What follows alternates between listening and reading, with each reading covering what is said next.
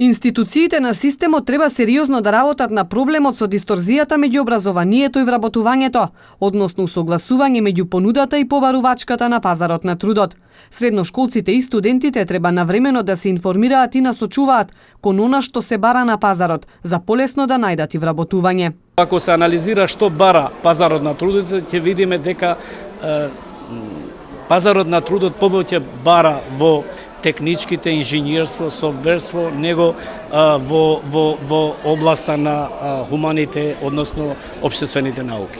Според професорот Абдулменав Беџети, проблем е и што студентите премногу се форсираат со теоретско учење, наспроти практичната настава која речиси да ја нема или постои само формално. Знаете дека во законите 1/3 мора да биде она клиничка настава, практична настава. Знаете ли дека тоа воопшто не се применува, односно тоа формално се применува.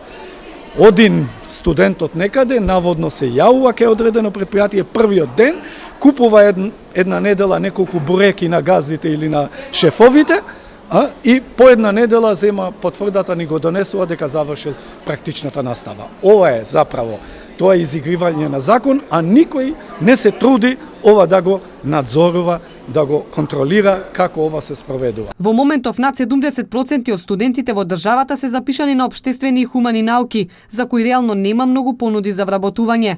Наспроти ова, поради малиот број студенти пак на технички науки, постои дефицит на работни места за овие професии.